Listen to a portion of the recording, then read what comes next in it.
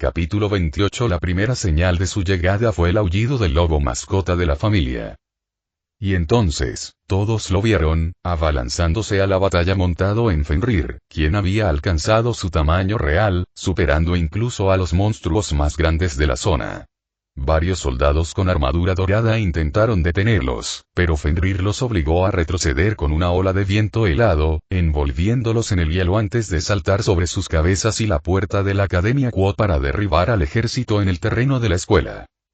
Gruñendo ferozmente, Fenrir comenzó a destrozar a monstruos y soldados que se atrevían a acercarse demasiado a él con sus colmillos y garras asesinas de dioses, sembrando el caos en la apretada formación que el guerrero de Hyperion con armadura dorada había formado al unirse en la Academia Quo.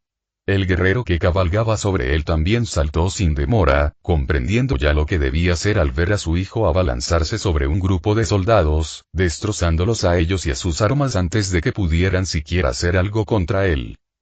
Un minotauro cercano cargó contra Kratos con un rugido y le descargó su gigantesca hacha de batalla, pero el arma se hizo añicos al chocar con el hacha leviatán al levantarla. Sosteniendo el arma brevemente en el aire, Kratos la descargó describiendo un amplio arco, cercenando los brazos del monstruo mitad toro, mitad hombre, antes de blandir su arma contra su hombro izquierdo, partiéndolo en dos hasta la cadera derecha. «Quítate de mi camino». Al instante, Kratos alzó su escudo y bloqueó la espada llameante de su atacante, creando un anillo de fuego al chocar que incendió el suelo y arrasó con todo a su alrededor, incluso con el ejército de monstruos. El suelo bajo sus pies se agrietó antes de formarse un cráter gigante, pero Kratos ni siquiera se inmutó, mirando fijamente y sin miedo a las cuencas llameantes de Hyperion mientras se mantenía firme ante la imponente fuerza del poderoso titán. «Entonces, tú eres el que se llama Kratos». Hyperion sonrió con sorna, pero Kratos no respondió a pesar de que alguien desconocido, al menos en este mundo, acababa de dirigirse a él por su verdadero nombre. En un camino llameante tras Hyperion, los cadáveres carbonizados de monstruos y guerreros con armadura dorada yacían dispersos, demostrando que, para llegar a Kratos, el titán llameante había atropellado a sus propios soldados. «Debo decir, esperaba a alguien más alto», dijo Hyperion mientras preparaba su espada para otro golpe, pero Kratos estaba completamente preparado esta vez. Blandiendo su escudo, Kratos impulsó su hombro hacia adelante, desequilibrando a Hyperion, mientras aparentaba no verse afectado por las llamas ni el calor, antes de sacar su hacha para atacar a su enemigo. Hyperion logró detenerla, causando que una tremenda cúpula de energía divina se expandiera a su alrededor desde el punto de impacto antes de enviar a ambos combatientes de vuelta a volar y estrellarse con fuerza contra el suelo. Recuperándose casi al mismo tiempo, Hyperion estaba a punto de correr hacia Kratos de nuevo, pero se detuvo cuando su alarma interna le alertó de un peligro inminente. En un instante, el titán llameante giró la cabeza hacia un lado, esquivando una flecha de energía que Atreus le disparó. Sin embargo, esto le impidió reaccionar a tiempo ante Zagreus, quien emergió de la sombra en el suelo para saltar al aire y asestarle un uppercut en la barbilla con el guantelete de Malpón de derecha, haciéndole tambalearse hacia atrás mientras gruñía de dolor. «¿Qué? Ya te olvidaste de nosotros». Zagreus aterrizó en el suelo y le preguntó a Hyperion con una sonrisa burlona. «Insolente engendro de Hades». Con un gruñido de odio, Hyperion intentó atacar a Zagreus, pero el hijo de Hades simplemente rodó hacia un lado para esquivar su espada llameante y le lanzó égida a la cabeza, golpeándole la sien derecha con un fuerte ruido metálico. «Niño lobo». «Lo conseguí».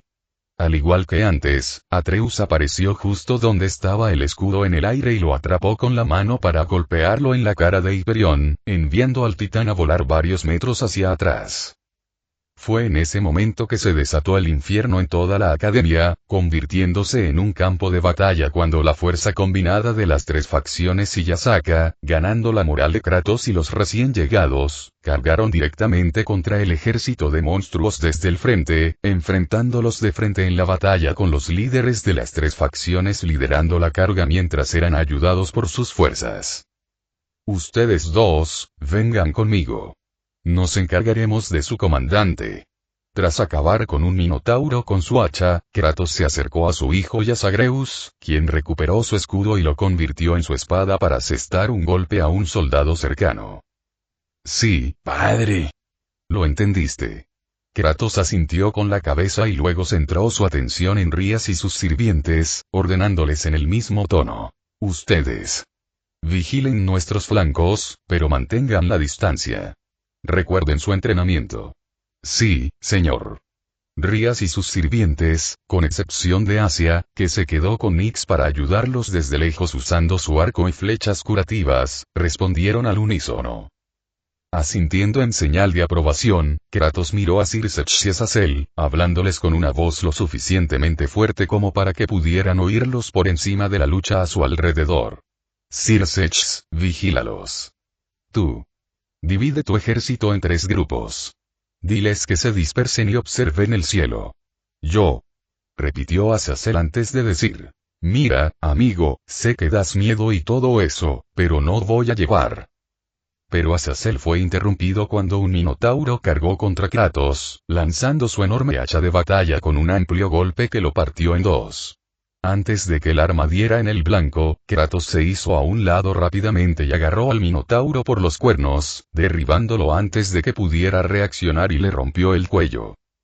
En un tornado de fuego, Hiperión se teletransportó de regreso a la pelea con su espada en la mano, pero Atreus y Zagreus no lo dejaron atacar, lanzándose sobre él para obligarlo a alejarse de Kratos, quien luego se dio la vuelta y sacó su hacha para cortar a un dragón gigante, un monstruo gigante parecido a una serpiente que vino directo a él, destrozándole la mandíbula antes de que Yasaka atravesara la sección media de su cuerpo con sus garras infundidas con Senjutsu. Remiel, Salatiel. Reúnan a sus tropas y desplácense. Sin necesidad de más persuasión, Azazel se volvió de inmediato hacia sus 2 comandantes y dio la orden exacta que Kratos le había pedido, haciendo que ambos ángeles caídos asintieran antes de partir. Michael y Gabriel también dieron la orden a su propio ejército para ayudar a sus hermanos caídos, mientras que la facción demoníaca, liderada por Serafal, se enfrentó al ejército de monstruos en tierra.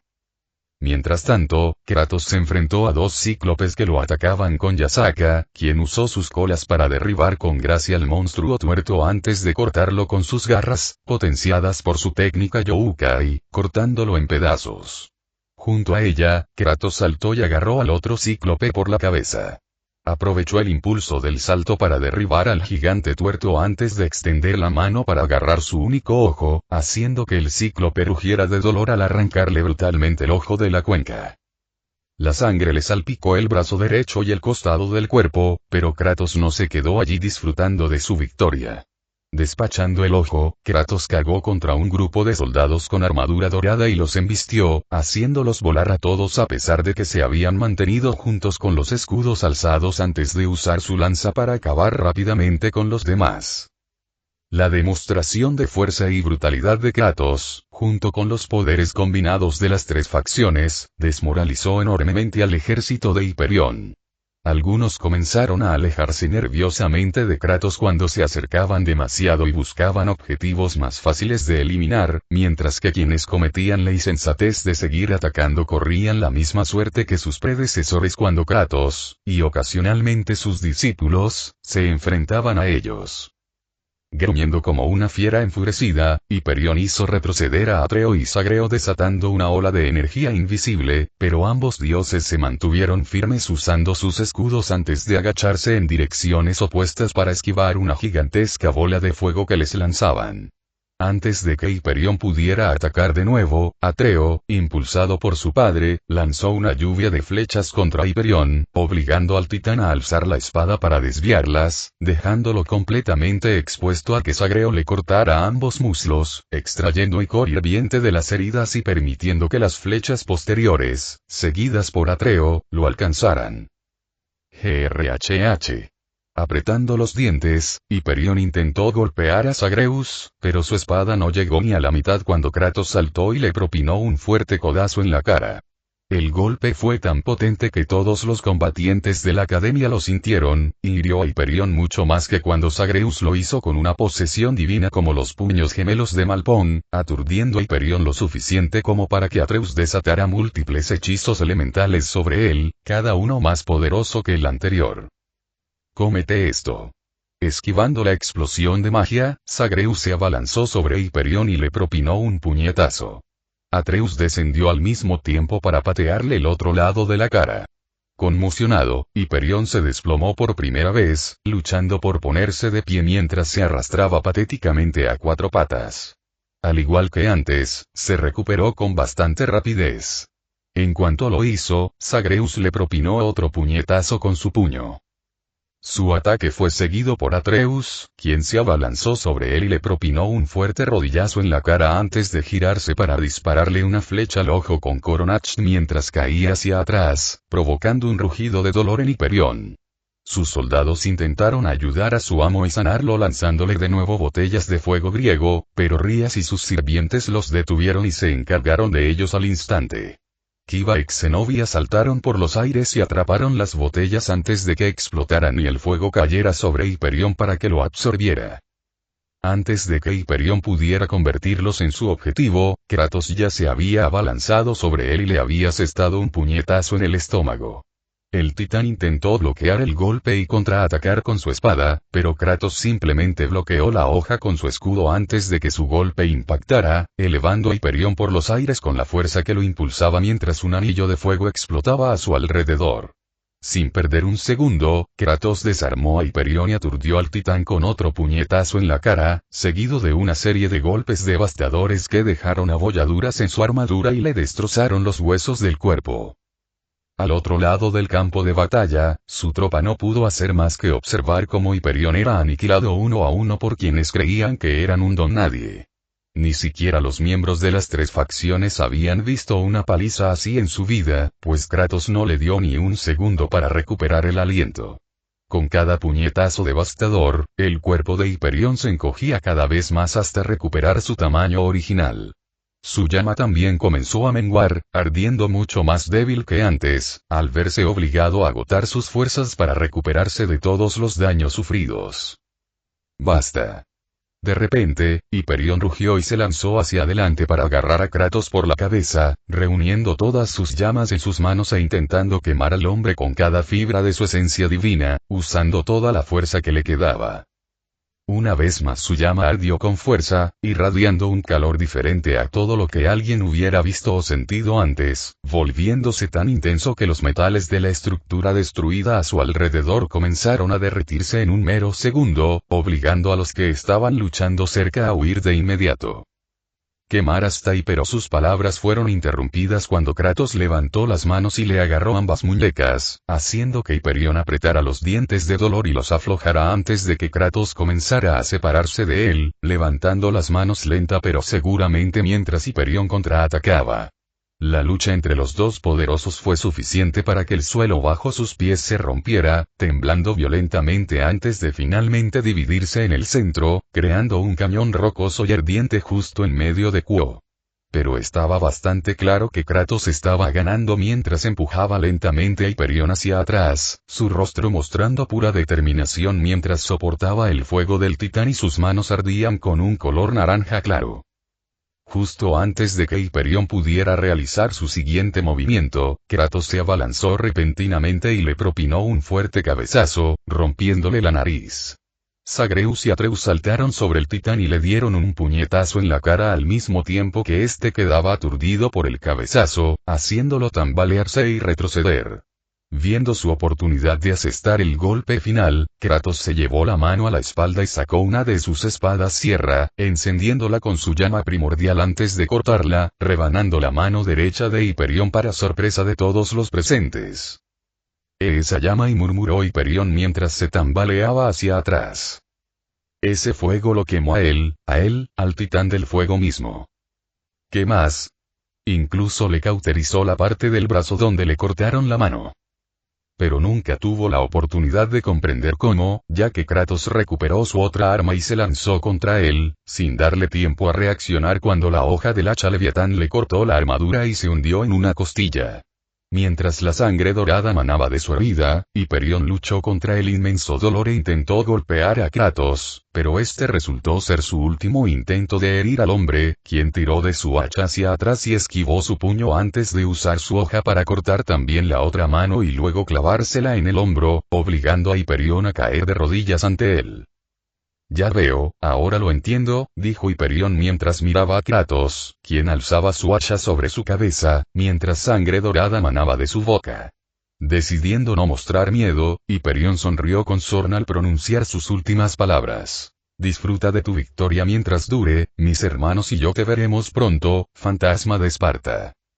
Con eso, Kratos descargó su hacha sobre la cabeza de Hiperión con un grito de guerra, casi partiéndola por la mitad. No pronunció palabra ni emitió sonido alguno mientras sus ojos dorados se cerraban en blanco y sus brazos, lo que quedaba de ellos, caían sin vida a sus costados. Una vez que la llama se extinguió, Kratos plantó un pie en el hombro de Hiperión y tiró de su hacha hacia atrás, dejando que el cadáver sin vida que una vez fue el titán llameante del este cayera de bruces al suelo antes de dispersarse lentamente en polvo dorado. Al otro lado del campo de batalla, su ejército comenzó a avanzar horrorizado ante la escena que tenía ante ellos, mientras que los de las tres facciones solo podían mirarlo, específicamente el guerrero de piel cenicienta que estaba frente al titán muerto sin nada más que conmoción, asombro y también incluso miedo en sus ojos. ¿Un titán asesinado? Habían oído que incluso los dioses podían ser asesinados con un poderoso Sacred Gear de tipo Longinus, pero un hombre que mataba a un titán, cuya existencia era aún más antigua y poderosa que los propios dioses. Fue una hazaña que ni siquiera los 6 dioses más antiguos pudieron lograr durante la primera titanomaquia, dejándolos sin otra opción que encerrarlos a todos en las profundidades del Tártaro. ¿Era Kratos siquiera un hombre? Su nombre era el del dios griego de la fuerza, pero todos tenían la sensación de no ser el mismo ser, pues no estaban seguros de si el otro Kratos podría ser algo como lo que acababan de presenciar.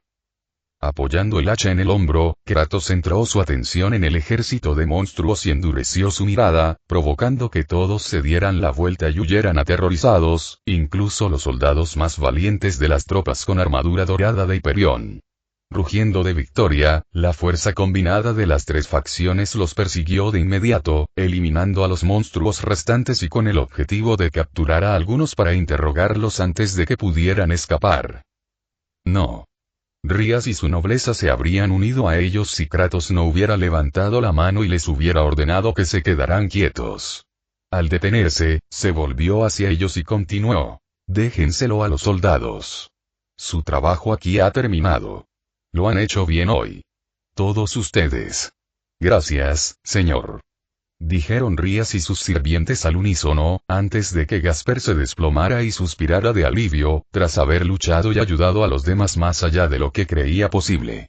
Pronto, la nobleza se unió a Asia y celebró su victoria con Atreus, quien no pudo evitar mirar a su padre y lo vio con una mirada ausente y pensativa mientras observaba el lugar donde había estado Hiperión.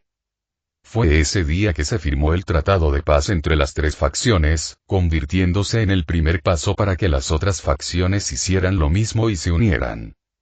Sin embargo, fue ese día que la batalla de la Academia Quo se conoció en todos los reinos y el resto del mundo conoció al hombre que compartía su nombre con el dios griego de la fuerza, Kratos y su hijo, Atreus. Fin del capítulo 28, capítulo 29. Hola. Qué bonito lugar tienen aquí. ¿Por qué estás aquí? Preguntó Rías antes de que Atreus pudiera hacerlo él mismo, con la misma irritación que sorpresa al ver al gobernador de Grigori cruzar la puerta de su nuevo hogar y acercarse a ellos mientras ella y su nobleza celebraban una fiesta de inauguración con Atreus, Kratos y Amy, Afrodita. Había pasado una semana desde la firma del Tratado de Paz de Quo, y las cosas habían vuelto prácticamente a la normalidad, al menos para Atreus y Kratos. Atreus no se sorprendió al descubrir que su padre guardaba ahorros secretos para casos de emergencia, los cuales trajo consigo desde su mundo natal. Sin embargo, lo que realmente le impactó fue que el hombre parecía tener fondos suficientes para comprar todo el complejo Quo con un pequeño descuento de los Gremori, quienes querían dárselo gratis sabiendo exactamente qué planeaba hacer con él. Kratos les había dejado muy claro que si quería algo de ellos, pagaría el dinero necesario. En cualquier caso, una vez que Kratos obtuvo la propiedad del terreno, utilizó parte de sus ahorros restantes para contratar a un grupo de construcción de demonios, recomendado por el propio Zeoticus, y les encargó construir un nuevo hogar y un centro de entrenamiento para la familia, donde entrenar a Rías, Sairaorg y sus respectivos nobles. Su diseño general se inspiró en el antiguo centro de entrenamiento, a pesar de ser el doble de grande, con espacio más que suficiente para que dos nobles completos entrenaran y estudiaran juntos al mismo tiempo. Además, en lugar de eliminar las comodidades que consideraba innecesarias, como la sauna y la piscina, las trasladó a la casa principal para asegurarse de que, si bien sus estudiantes no se distrajeran con las comodidades que brindaban, aún tuvieran espacio para relajarse y descansar cuando fuera el momento de hacerlo. ¿Lo invitó tu hermano? Fue Kratos quien respondió a la pregunta, hablando en voz alta mientras se acercaba a ellos sosteniendo a Mimir en una mano. La visión de la cabeza reanimada, a quien Azazel no conocía, hizo que el gobernador arqueara una ceja con asombro. Atreus notó que el ángel caído sentía más curiosidad que sorpresa al ver a Mimir, y no se sentiría así si Azazel ya lo hubiera sabido. Estaba deseando que empezaran las clases la semana que viene, así que decidí venir a presentarme, respondió Azazel con una sonrisa, lo que hizo que Ría se volviera hacia él y preguntara sorprendida. ¿Por qué dices eso? Atreus decidió preguntar, mirando con recelo al ángel caído. También me he inscrito para ser profesor de química en la Academia Quo, donde también trabajaré como tu profesor asesor, Rías, respondió Azazel antes de sacar de la bolsa que llevaba un fajo de documentos y entregárselos a Kratos. Esto es para ti. Considéralo mi regalo de inauguración y mi currículum para solicitar un trabajo aquí. ¿Qué pasa? Preguntó Kratos simplemente, con Atreus inclinándose para echar un vistazo al contenido dentro cuando Kratos abrió un documento para ver uno de los archivos dentro mientras Rías y su nobleza miraban al gobernador con sorpresa.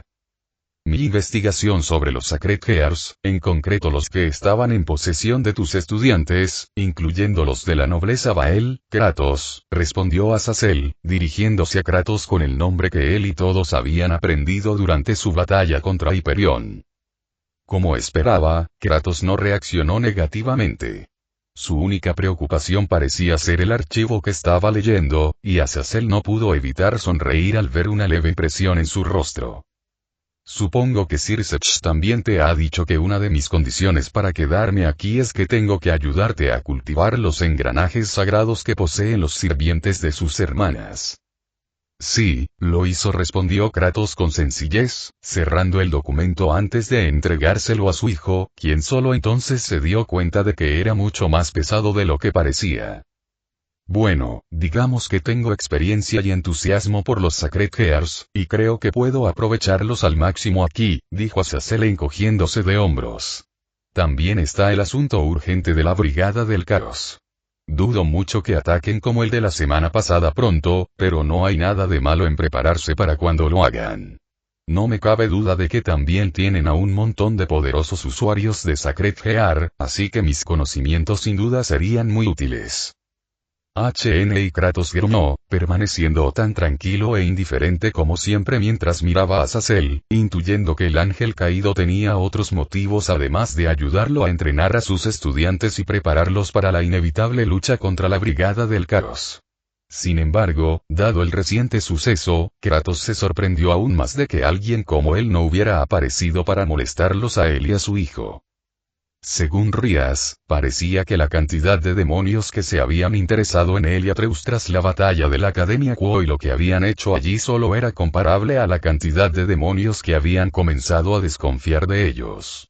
Rías había asistido a 3 reuniones de las principales organizaciones de la facción de los demonios en una sola semana, y la habían llamado 3 veces para preguntar sobre Atreus y Kratos, haciéndole preguntas que tendría que pensar 2 veces antes de responder, incluso si ella y sus sirvientes seguían sumidos en la oscuridad, como todos.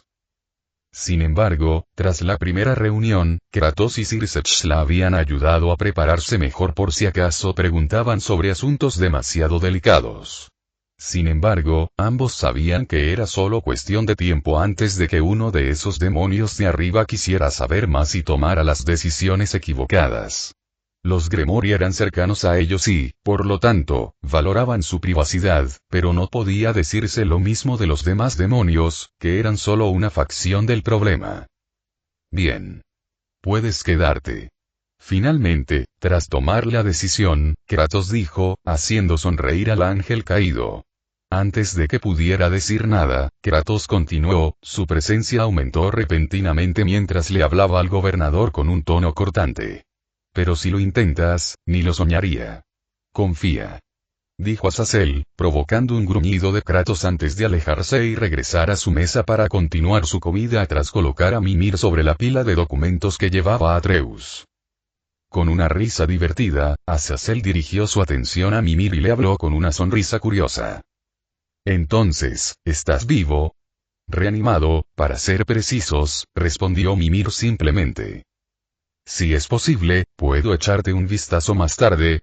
Preguntó Azazel, con los ojos brillantes de interés, como los de un científico loco. E inmediatamente, Atreus apartó a Mimir de Azazel y lo miró con una mirada de advertencia, lo que hizo que el ángel caído levantara las manos en señal de defensa antes de decir. Oh, no, solo quiero comprender bien su condición para ver si puedo aplicarlo a un proyecto en el que he estado trabajando. Eso suena aún peor, empezó Rías con los ojos entrecerrados. Might-Hisama no es uno de tus sujetos de prueba. Aunque pudiera darle un cuerpo para que se moviera, preguntó Azazel con una sonrisa arrogante, lo que hizo que todo el grupo lo mirara con sorpresa, y nadie más que el propio Mimir. ¿Puede? He estado produciendo extremidades artificiales mientras estudiaba Sacred Gears. Es un pequeño proyecto secundario en el que he estado trabajando mientras intentaba recrear las obras de Dios, dijo Azazel, levantando el pulgar hacia Mimir y Atreus. No tengo ni idea de si funcionaría contigo, ya que, bueno, te falta un cuerpo completo, y no prometo que sea igual al original, pero estoy dispuesto a intentarlo. De todas formas, no es que ambos tengamos nada que perder, ¿verdad? No te equivocas, Azazel dijo Mimir. Asentiría si aún tuviera cuello, pero una sonrisa le bastó a Azazel para saber que la cabeza aprobaba la idea, incluso la esperaba con ansias. ¿Pero es seguro? Preguntó Atreus con curiosidad. Créeme, si nos vemos en peligro, seré el único que tenga que lidiar con él. Azazel rió entre dientes, aunque Atreus no estaba del todo seguro de si podía confiar en él, y no era porque apenas lo conociera. Solo dame un poco de tiempo. Ya se me ocurrirá algo. De acuerdo. Atreus asintió, entendiendo, antes de entregarle el documento a Rías para que lo guardara. Mirando la comida que aún se cocinaba en las parrillas, Atreus volvió a centrarse en Azazel y decidió preguntarle. Oye, ¿quieres acompañarnos? Bueno, si insistes. Azazel sonrió y tomó un plato para sí mismo, dejando que Atreus y Rías lo llenaran antes de dirigirse a la mesa principal para unirse a los demás.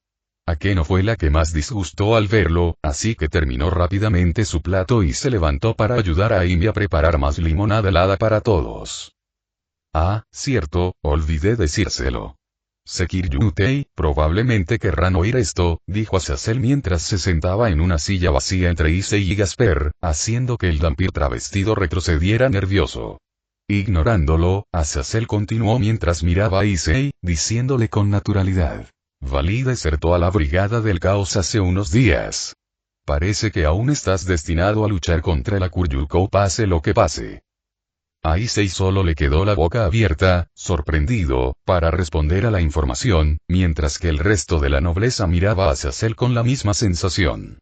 Atreus no dudaba de que, tras toda esa charla de paz en la reunión del Tratado de Paz, Issei había pensado que podría evitar enfrentarse al actual portador del Sacred Gear Dividing, quien obviamente estaba a su altura.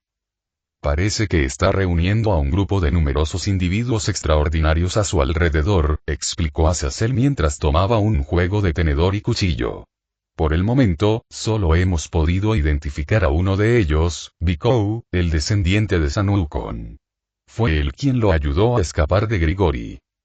¿Sanukon? ¿Cómo, el rey mono de Viaje al Oeste? Preguntó Atreus, recordando el viejo programa de televisión chino que había visto con su padre y Mimir hacía un tiempo, durante una de sus muchas noches de cine juntos. Fue una serie muy buena que incluso su padre disfrutó, aunque no le gustó lo ingenuo que fue Tan Sansan en numerosos episodios. Él mismo asintió a Azazel.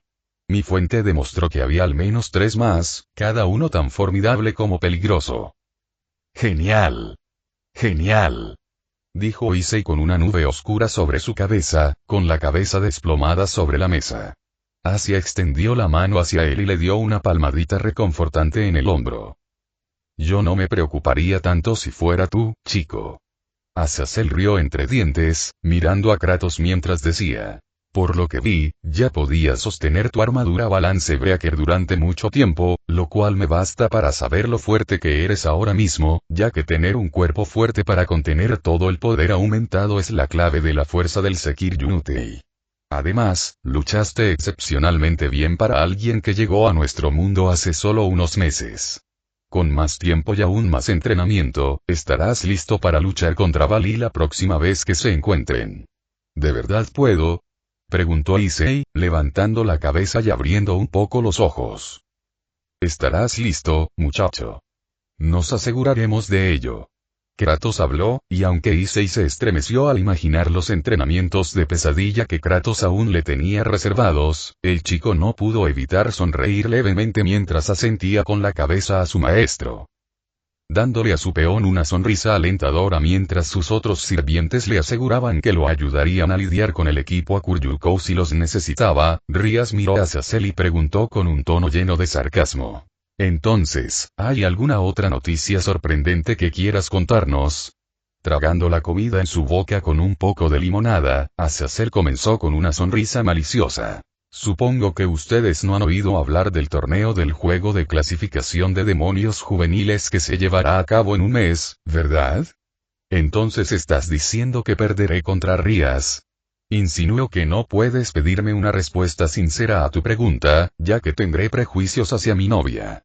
Atreus rió entre dientes mientras se lanzaba contra Sairaorg y le daba un rodillazo en el pecho, enviando al heredero de Bael por los aires, a pesar de haber levantado los brazos y cruzado el pecho para bloquearlo. Se recuperó rápidamente, pero el golpe le habría roto el hueso de no haber concentrado a Touki en sus brazos para fortalecer su defensa. Había transcurrido otra semana, y las clases estaban a punto de terminar para los estudiantes de la Academia Quo. Las vacaciones de verano comenzarían en unos días, y la nobleza Bael había comenzado oficialmente su entrenamiento en el centro de entrenamiento espartano, nombre que Kratos y Atreus habían acordado darle. Mientras Kratos estaba afuera, exigiendo a sus sirvientes al límite para ver qué les faltaba, Sairaorg pudo entrenar con su hijo, quien estaba más que dispuesto a practicar nuevos movimientos contra alguien que aguantaba golpes y contraatacaba. Por mucho que hubiera deseado ser entrenado por Kratos, Sairaorg no podía quejarse de tener que hacerlo con Atreus, no después de ver lo que podía hacerle a él y a su nobleza mientras se contenía, y enterarse de que había luchado contra un titán y casi triunfaba.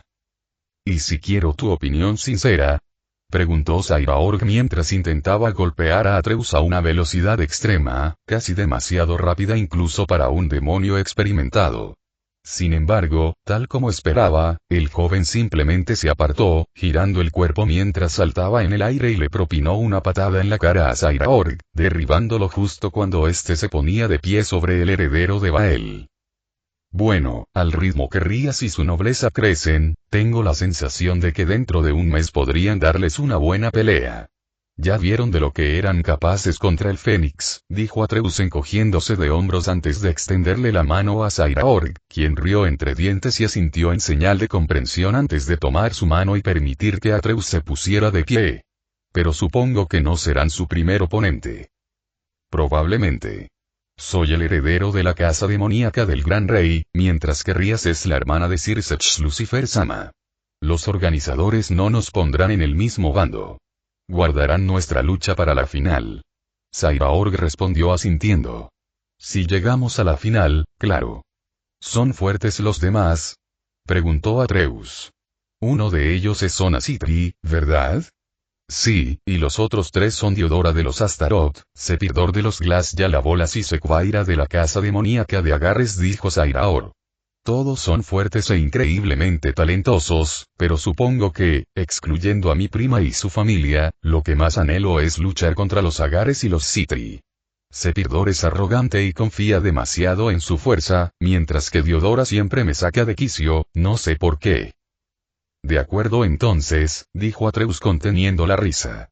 No conocía a Zairaorg desde hacía mucho tiempo, pero sabía que el heredero de Bael siempre respetaba a sus oponentes como se merecían, así que oírle decir eso sobre dos individuos fue realmente sorprendente y, en cierto modo, gracioso. Entonces, también viajarás al inframundo con Rías y sus sirvientes, ¿verdad? Preguntó Zairaorg, y Atreus asintió con la cabeza en respuesta. ¿Y Kratos-sensei? Él también viajará con nosotros. Los Gremori dijeron que tenían un centro de entrenamiento que podríamos usar para continuar con su entrenamiento, así que tengan la seguridad de que no tendrán descanso hasta al menos el final del verano. Atreus respondió con una sonrisa, pero sabía que la idea de entrenar sin parar solo emocionaba a Zairaorg, quien, como era de esperar, parecía bastante contento. Atreus, oye Atreus. Antes de que pudieran seguir entrenando, Atreo oyó a Afrodita llamándolo y giró la cabeza para verla saludándolo con la mano desde la puerta. Su expresión dejaba claro que la razón por la que quería verlo no era sexual, y que era urgente.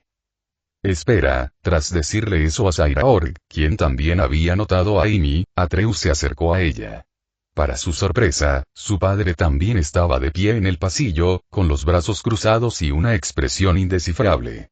Atreus se dio cuenta de que algo, posiblemente malo, había sucedido, así que les preguntó preocupado. ¿Qué pasa? Padre. Acabo de recibir noticias. Afrodita comenzó insegura y bastante incómoda mientras levantaba su teléfono y lo señalaba, como si tratara de posponer el momento lo más posible. Al final, era inevitable. Zeus quiere conocerlos a ambos. Quiere agradecerles personalmente por derrotar a Hyperion. Atreus solo pudo abrir los ojos en estado de shock, y la segunda frase cayó en sus oídos sordos mientras giraba la cabeza para mirar a su padre, que permanecía tan impasible y tranquilo como siempre a pesar de haber escuchado el nombre del dios que Afrodita había pronunciado. Fin del capítulo 29, capítulo 30 Zeus. Tu hijo ha regresado. Traigo la destrucción del Olimpo. Padre. Kratos abrió lentamente los ojos al oír a su hijo llamarlo, mirando a Atreo mientras estaban sentados uno frente al otro en la cabina del carruaje tirado por Pegasos que los llevaba al Olimpo. Su hijo debió percibir el ligero cambio en su actitud a medida que se acercaban al mundo natal de los dioses griegos, y Kratos no necesitó asomarse por la ventana para saber que estaban cerca. O simplemente interpretó su lenguaje corporal, por la forma en que Kratos giraba lentamente el anillo Draupnir en su dedo mientras estaba sentado. Hacía tiempo que Kratos no se hacía tan transparente para Atreus. ¿Estás bien, padre? ¿Hay algo que quieras desahogarte, hermano? Preguntó Mimir, que estaba en la mesa entre ellos. Kratos lo miró un instante antes de dirigir su mirada a la diosa que les había dado la noticia a él y a su hijo, sentada al otro lado de la cabina. Al parecer, Afrodita había convencido a Zeus para que le permitiera ser ella quien les entregara la invitación, porque si no lo hubiera hecho, Hermes habría sido elegido como mensajero. En cierto modo, le debían el haberles impedido más sorpresas, dándoles tiempo para prepararse mejor y hacer algo más que simplemente ponerse un traje adecuado para la reunión con el rey de los dioses griegos y posiblemente con la mayor parte del Consejo Olímpico. La última vez que viajé al Olimpo, no fue en un carruaje tirado por Pegaso. Kratos rompió el silencio y le respondió a su hijo, lo que hizo que Atreus asintiera en señal de comprensión, sabiendo que su padre aún no confiaba lo suficiente en Afrodita como para revelarle nada más allá de lo que ya sabía. Su pasado ya no era un secreto para él y Mimir, pero Atreus sabía que había pequeños detalles que su padre había omitido y no revelaría a menos que hiciera las preguntas adecuadas. Pero al menos eso era algo. Bueno, aquí estamos, caballeros. Afrodita les informó mientras se inclinaba cerca de la ventana junto a ella, lo que hizo que Atreo se asomara, sosteniendo a Mimir en alto para que él pudiera hacer lo mismo mientras el carruaje descendía hacia el Olimpo. A pesar de haber visitado el lugar en numerosas ocasiones, esta era la primera vez que veía el mundo natal de los dioses griegos desde una perspectiva aérea, y la ciudad parecía aún más magnífica y grandiosa de lo que podía imaginar. Dulce hidromiel, ¡qué espectáculo!, exclamó Mimir maravillado, con sus ojos brillantes de asombro. Kratos, mientras tanto, permanecía impasible en su asiento, pero Atreus percibió un destello de interés en sus ojos al contemplar la ciudad que se extendía a sus pies. Afrodita le había contado que Olimpia, la gran ciudad del monte Olimpo, había sido reconstruida numerosas veces a lo largo de los años con el avance de la civilización, por lo que era difícil saber si aún guardaba alguna similitud con el Olimpo que su padre conocía. Ah, ese edificio de ahí es la tienda de Brok y Sindri. Atreus señaló por la ventana mientras informaba a su padre y a Mimir, dirigiendo su atención hacia el edificio que tenía una gran chimenea con forma de tenedor, similar a la marca distintiva de los hermanos enanos cuando la sobrevolaron. Parecía que no tenían clientes en ese momento, pero la nube de humo oscuro que salía de la chimenea era evidencia de que estaban trabajando. Qué bonito lugar el que tienen. Me alegra ver que les va bien aquí. Mimir sonrió, y Kratos gruñó en señal de acuerdo. Aunque sigue siendo extraño oír y ver que están tan al norte. Aterrizaremos en un minuto, les informó Afrodita antes de levantarse de su asiento para dirigirse a su mesa y hablarles. Recuerden, los tres no nos conocíamos antes de hoy. Tranquila, Dite. Lo recordamos, dijo Atreus con una sonrisa tranquilizadora, terminando el recordatorio que Afrodita estaba a punto de decirles, mientras su padre simplemente asintió con la cabeza en señal de confirmación, emitiendo un pequeño gruñido en voz baja. Sin embargo, incluso después de eso, Afrodita seguía sin parecer menos preocupada. Habiéndose acostumbrado a verla tan despreocupada todo el tiempo hasta el punto de parecer una cabeza hueca, fue bastante sorprendente para él ver a Afrodita tan nerviosa. No es que pudiera culparla. Atreus también estaba nervioso, por primera vez desde el Ragnarok. Cuanto más se acercaban a la sala del trono, más ansiedad sentía. Una y otra vez se había demostrado que los dioses griegos de este mundo no eran como los que su padre había asesinado en su furia, al menos por lo que había visto, pero a Atreus aún le costaba no imaginar un escenario en el que su encuentro con Zeus fuera forzado y se vieran obligados a hacer lo necesario para protegerse. Atreus.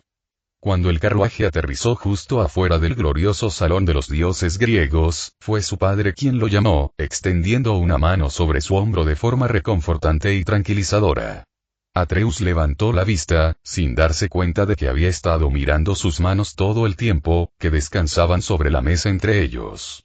Atreus se encontró mirando los ojos dorados de su padre, encontrando fuerza en la mirada severa pero cálida del anciano dios de la guerra, lo que le permitió respirar hondo mientras sentía que todas sus incertidumbres se desvanecían. Sin importar lo que les aguardara, sabía que lo enfrentarían juntos. Ven, dijo, y Atreus asintió con la cabeza en respuesta, apoyando una mano en la muñeca de su padre antes de levantarse, mirando a Afrodita mientras caminaba hacia la puerta, que el conductor les abrió desde afuera. Buena suerte, hermanos. Gritó Mimir, haciendo que Kratos mirara a su alrededor y asintiera en señal de reconocimiento, mientras Atreus sonreía. Habían decidido que ver a Mimir no causaría una buena primera impresión, así que se quedaría. Cuando Atreus y su padre salieron del carruaje detrás de Afrodita, ambos fueron recibidos por la grandeza del famoso Salón de los Dioses Griegos, una fusión de arquitectura griega antigua y diseño moderno. Atreus había visto el edificio desde lejos varias veces antes, pero esta era la primera vez que estaba tan cerca de él.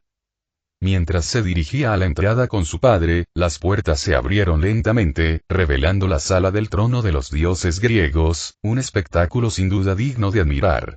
Las paredes eran de mármol, adornadas con detalles dorados y relieves intrincadamente tallados que representaban las historias de los dioses griegos a lo largo de sus miles de años de existencia, desde el momento en que derrotaron al titán hasta el día en que se convirtieron en el corazón de la civilización occidental. El suelo era de piedra pulida, que reflejaba la luz dorada que se filtraba por las altas ventanas. En forma de U invertida alrededor de un fogón llameante se alzaban los tronos de los dioses griegos, cada uno de ellos hecho de oro macizo y con el diseño correspondiente a los dominios de sus respectivos dueños. En lo alto, el techo azul brillaba con constelaciones tan vívidas que a Atreo le costaba distinguir si en realidad estaba mirando el cielo nocturno.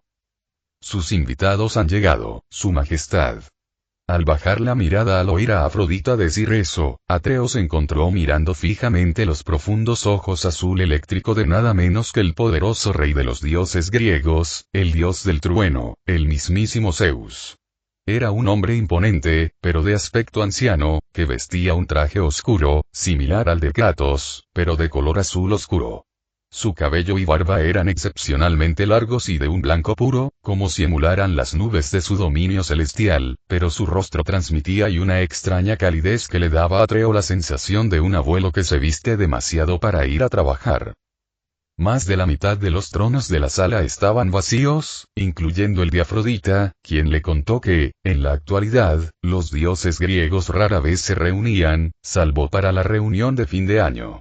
Sin embargo, en cuanto a los que estaban ocupados, Atreo no tuvo ningún problema en identificarlos.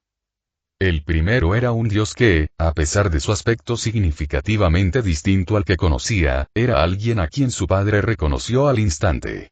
Tenía un corte de pelo liso, similar al de un militar, y vestía un chaleco táctico y equipo que le sentaba bien.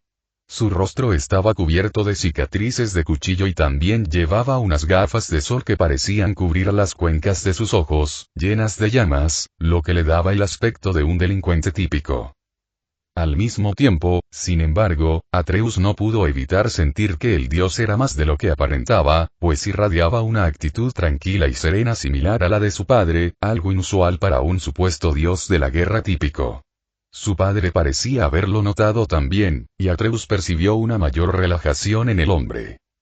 La segunda era una diosa, hermosa y majestuosa, pero también algo intimidante con sus penetrantes y tormentosos ojos grises y su cabello oscuro, como debe ser una diosa guerrera. Vestía un traje formal, con chaqueta de raya diplomática sobre una camisa abotonada y una falda tubo, todo lo cual resaltaba su figura tonificada y atractiva. En cierto modo, Atenea le recordaba a Sigrún, la poderosa reina valquiria convertida en doncella escudera.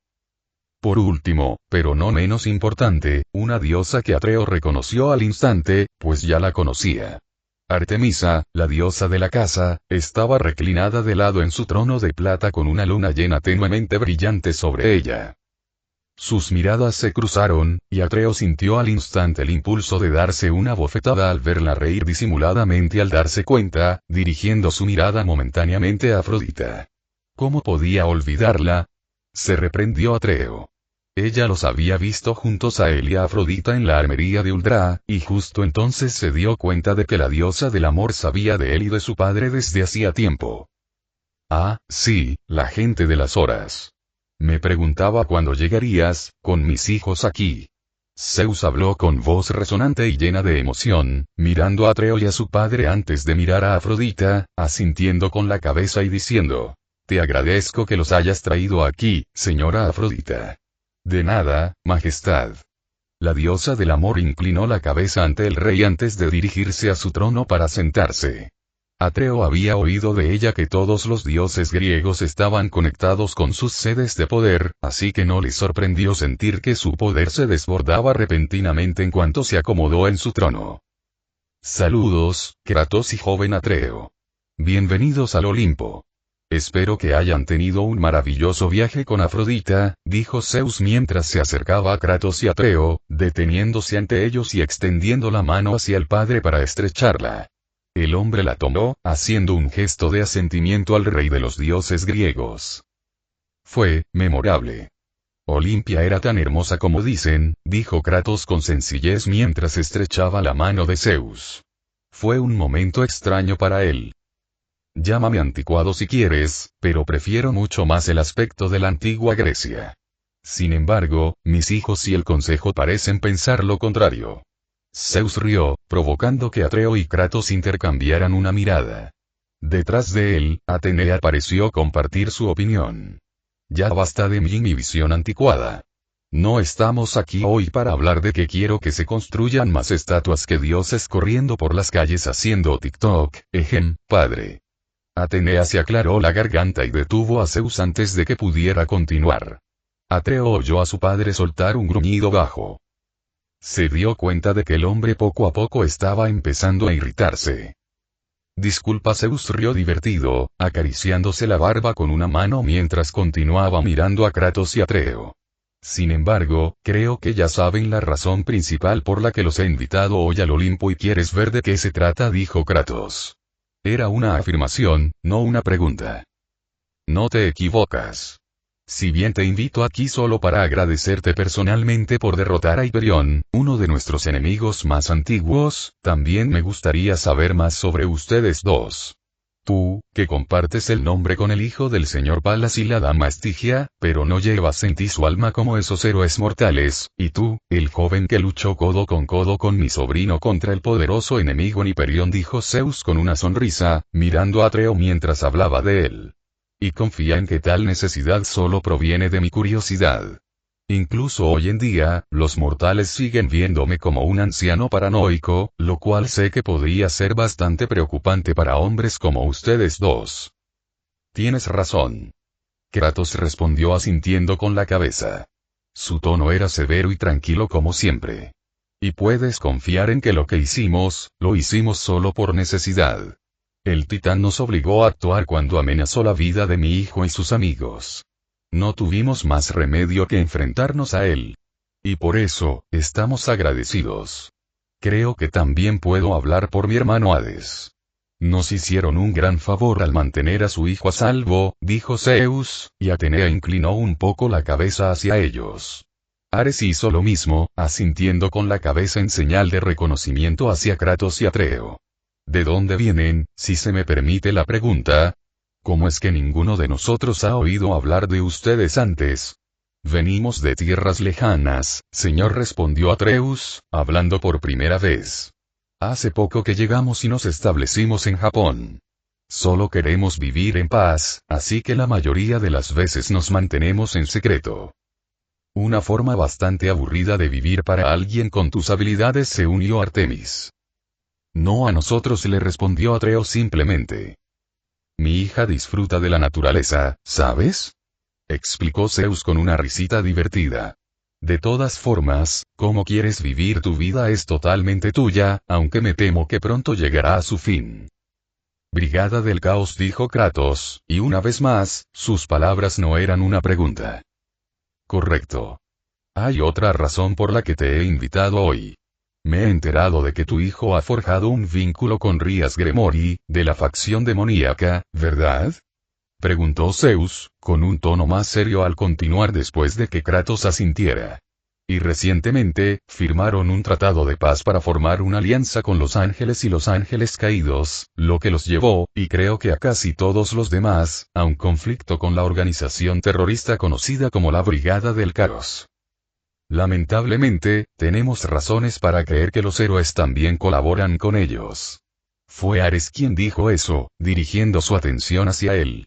Son mortales que poseen poderosos Sacred Gears y llevan en su interior las almas de héroes legendarios del pasado. Aquellos como Teseo, Jasón, Perseo y Hércules.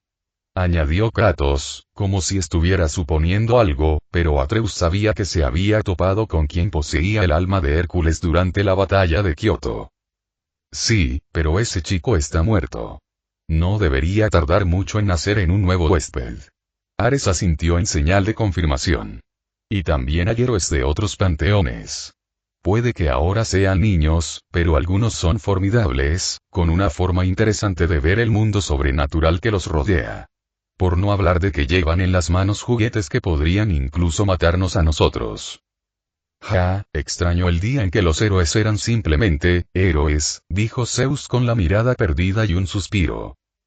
¿Y qué pasa con los titanes? Preguntó Kratos, y la expresión de Zeus se ensombreció significativamente al decirlo.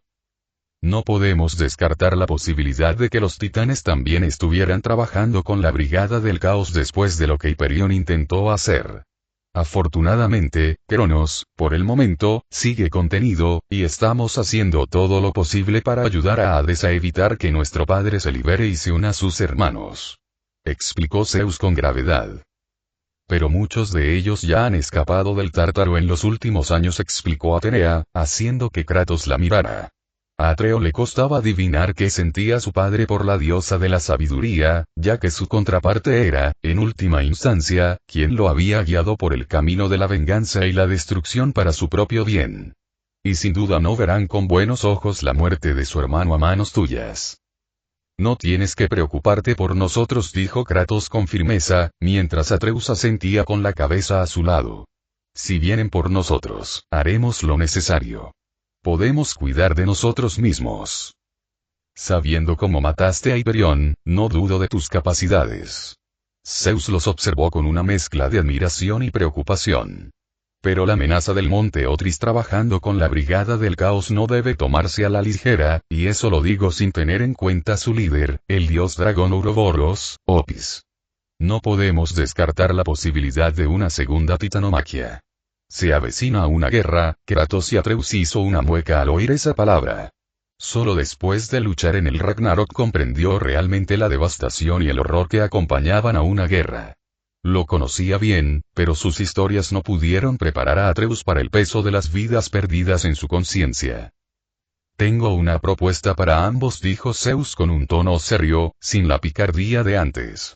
¿Qué opinan de aliarse con el Olimpo? Nosotros, y no tienes que tomar esa decisión ahora. Las acciones siempre hablan más que las palabras. Zeus levantó la mano y detuvo a Kratos antes de que pudiera decir nada, lo que hizo que el viejo dios de la guerra lo mirara y se enderezara. Los tiempos han cambiado. Vivimos en un mundo donde nuestros enemigos se unen para formar una alianza contra nosotros, y tengo el presentimiento de que, para que todos sobrevivamos, debemos hacer lo mismo. Es la mejor estrategia, desde un punto de vista táctico. Ares dio su opinión, lo que hizo que Atreus lo mirara.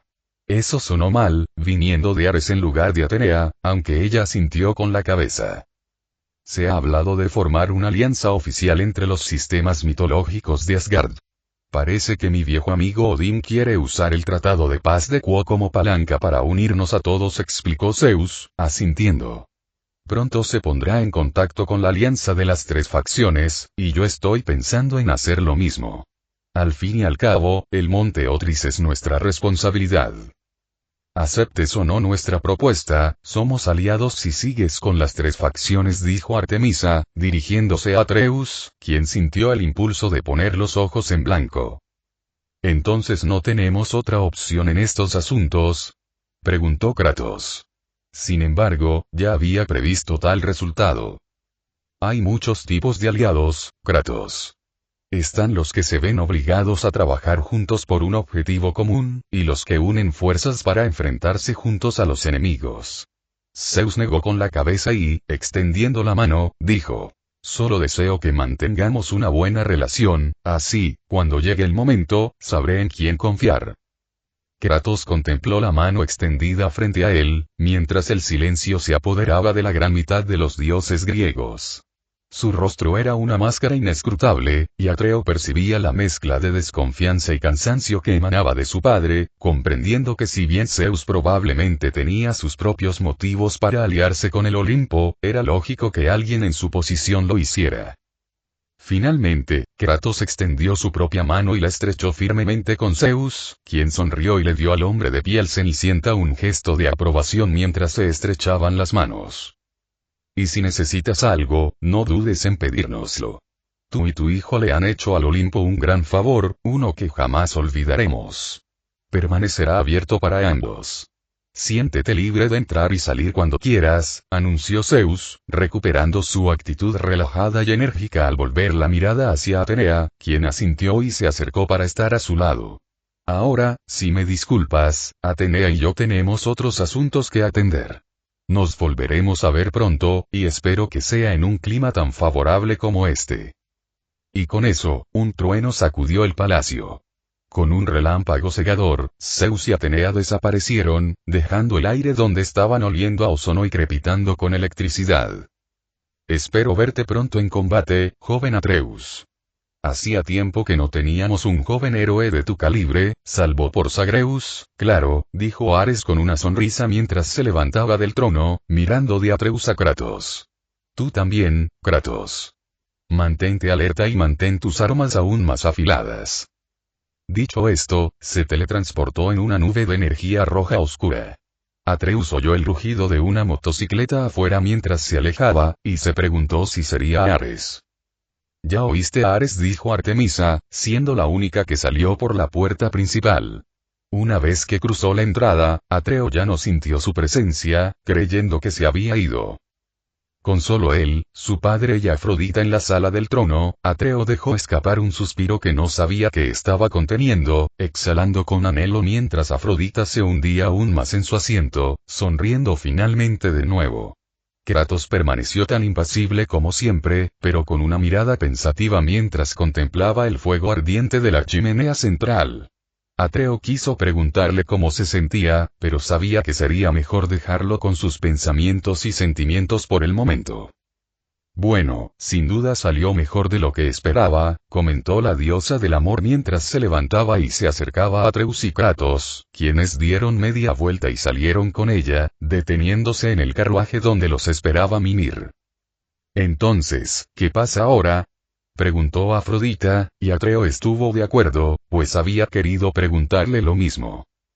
Volvamos a nuestra vida. Sigamos entrenando a los demonios y preparémonos para lo que viene, dijo Kratos con seriedad, lo que hizo que Atreus asintiera. Afrodita, mientras tanto, parecía tener una idea diferente. Sí, claro, pero me refiero ahora, no, ahora así dijo, provocando un gruñido audible de fastidio mientras se aferraba a Atreus, abrazándose a él. ¿Qué tal si vamos a celebrar? Me vendría bien un trago ahora mismo. ¿Y tú? Supongo que hoy ya ha sido bastante estresante. Dicho esto, se volvió hacia su padre y le preguntó con una sonrisa. ¿Quieres venir también, padre? Podemos enseñarte los alrededores. Kratos no dijo nada, solo gruñó como solía hacer cuando se sentía molesto. Sin embargo, el hombre tampoco se movió de su sitio, simplemente volvió su atención al carruaje con un gesto de la cabeza hacia la cabina.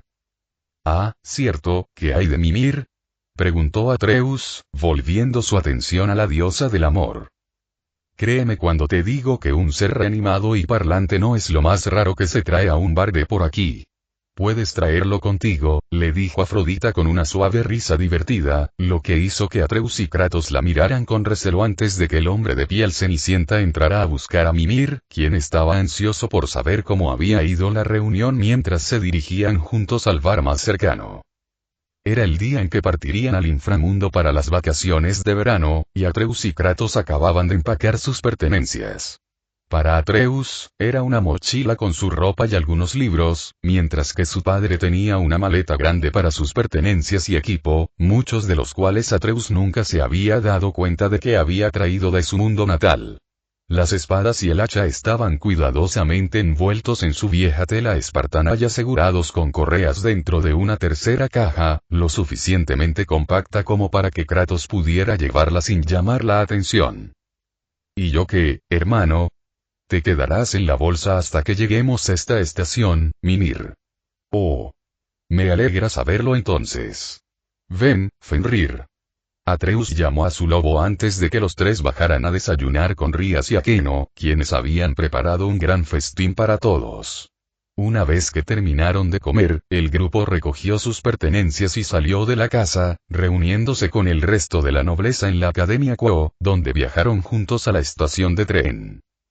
Es tradición que quien llega por primera vez viaje en tren al inframundo. Aqueno le recordó a Atreus lo que le había dicho durante su viaje a Niavellir en el expreso del Bifrost, lo que le hizo sonreír mientras caminaba junto a su padre. Aunque la estación estaba completamente vacía, sin nadie más que ellos, el único tren que había en ella parecía incluso más elegante que el expreso Bifrost, casi el doble de largo que cualquier tren normal que Atreus hubiera visto jamás, y la locomotora de vapor irradiaba un aire de opulencia. El carmesí, el color distintivo de los Gremori, era el color dominante entre la mezcla de negro y dorado, brillando a la luz con la superficie metálica desprendiendo un brillo pulido, reflejando al grupo a pesar de que aún se encontraba a varios metros de distancia. ¿Qué tal?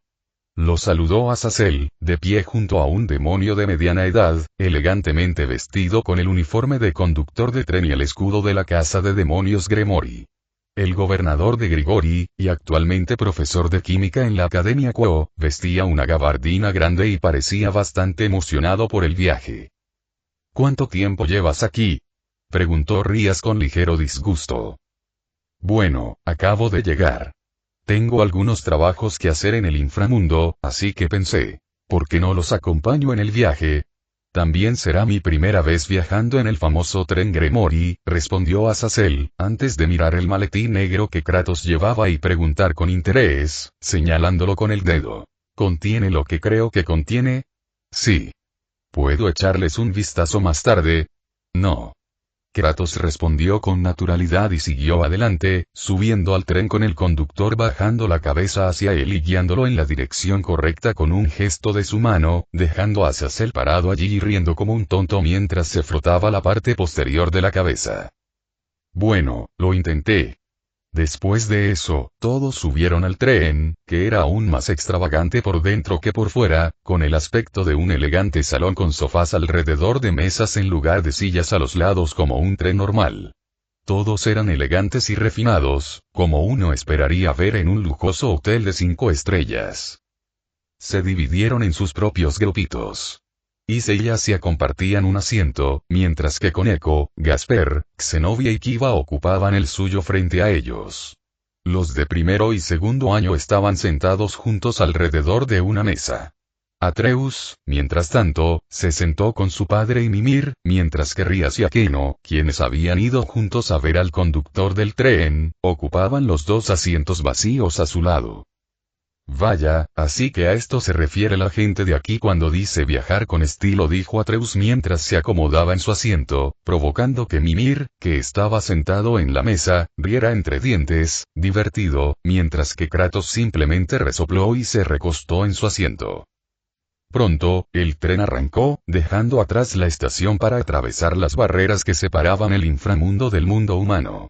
Las horas transcurrieron tranquilamente, todos charlando o jugando, y Atreus finalmente se unió al grupo más joven para jugar a las cartas con Rías y Akeno a su regreso, lo que permitió a Azazel ocupar su asiento y conversar con Kratos y Mimir. Atreus decidió no escuchar a escondidas, pero de vez en cuando los miraba y vio a su padre hablando con Azazel con educación, mientras el gobernador sostenía en la mano un cuaderno con el boceto a lápiz de algo que parecía un cuerpo. Atreus no dudaba de que se acercaba para terminar de construirle el cuerpo a Mimir, y quería que el hombre le diera su opinión sobre cómo debería ser. Tras 2 horas jugando a las cartas, el grupo decidió dar por terminada la partida, y algunos se quedaron dormidos. Mientras los demás dormían juntos, Atreus regresó a su asiento y se sentó a observar a Rías y Mimir jugar al ajedrez juntos mientras comían. La cabeza más inteligente reanimada demostró ser un jugador formidable a pesar de haber aprendido a jugar hacía poco, venciendo a Rías en todas las partidas que jugaron, excepto en una en la que decidió mostrarle una nueva estrategia que pudiera probar. Tras otra hora de viaje, el tren finalmente llegó al inframundo, que no se veía muy diferente del mundo humano, con la única excepción del cielo, que era de color púrpura. Al comenzar el descenso, Atreus también pudo ver una gran isla flotante que parecía suspendida en el aire, con agua cayendo de sus bordes como cascadas. El catálogo que encontró bajo su asiento le indicó que era territorio de la casa demoníaca Gares, además de un popular centro turístico que controlaba el flujo de aire en el inframundo. Finalmente, el tren Gremori llegó a una estación y aminoró la marcha. Atreus solo miró por la ventana para ver a cientos de personas afuera, sosteniendo grandes carteles y pancartas. Aunque había algunos de Akeno y Kiva, e incluso de Koneko y Asia, todas y cada una de esas pancartas tenían imágenes de Rías, o al menos su nombre escrito en color carmesí rodeado de corazones. ¡Guau! Alguien es muy popular. Atreus sonrió mientras Rías contenía las ganas de rodar mientras miraba por las ventanas para ver dónde esperaban los carruajes de su familia. Los fanboys podían ser tolerables antes, pero ahora que salía con Atreus, era increíble lo molestos que se habían vuelto, sobre todo los que odiaban a su novio. Eso es quedarse corto, Senpai le dijo Kiba antes de seguir adelante, ya habiendo empacado sus cosas para acompañar a su amo con Akeno. ¿No vienes con nosotros, Azazel? Preguntó Atreus, levantándose y viendo a Azazel, que seguía sentado a su mesa. No, adelante, chicos, respondió el gobernador con un simple gesto de la mano. Hoy pienso visitar a Lilith. Después de todo, tengo una reunión con Sir Sech y los demás. Saluda a mi hermano, Azazel. Azazel asintió con la cabeza hacia Rías, permitiéndole continuar liderando al grupo hacia la salida con Atreus y su familia siguiéndolos de cerca. En cuanto salió del tren, se oyó un rugido. Los aplausos resonaron por la estación como un trueno. La gente vitoreó y silbó mientras los soldados apuntaban sus armas al cielo y disparaban simultáneamente. Sobre ellos, estallaron fuegos artificiales, creando colores vibrantes que iluminaron el cielo púrpura, con brillantes vermellones, dorados y carmesí que se elevaban como flores mientras un soldado a lomos de un grifo volaba sobre sus cabezas e izaba una larga bandera tras él. Bienvenido a casa. Señor Rías. Rías-sama. Rías-sama ha regresado. Ahí está. Aquí, Rías-sama. Eres tan hermoso. Te amamos. Los disparos cesaron, pero la gente seguía gritando y vitoreando con entusiasmo mientras Rías pasaba junto a ellos con la gracia y la confianza de una joven noble, seguida de cerca por su nobleza. La sonrisa no abandonó su rostro en ningún momento, mientras saludaba con la mano a la multitud de jóvenes demonios, exaltada, antes de saludar a las criadas y sirvientes de su familia, quienes simultáneamente inclinaron la cabeza ante ella. Oye, mira a ese tipo. El que camina entre el lobo y ese hombre grande. Ese tipo debe ser Atreus, ¿verdad? Sí. Escuché que estaba saliendo con Ria-sama. Indignante. Joder, ya quiero matarlo. Ten cuidado, él fue el tipo que golpeó a Riser Phoenix hasta dejarlo hecho papilla. ¿Y ya olvidas lo que hizo recientemente? Luchó contra el titán Hiperión. Mentira. Seguro que fue el hijo de Hades quien hizo todo el trabajo. Padre, ¿puedo dispararle a uno de ellos? Preguntó Atreus, inclinándose hacia su padre, en tono medio en broma. Kratos simplemente resopló antes de entrar a carruaje con su hijo y el resto del grupo. Su siguiente viaje fue corto, pero lleno de acontecimientos. Atreus se tomó su tiempo para recorrer el lugar, sintiéndose como un niño de nuevo mientras admiraba todo lo que le rodeaba.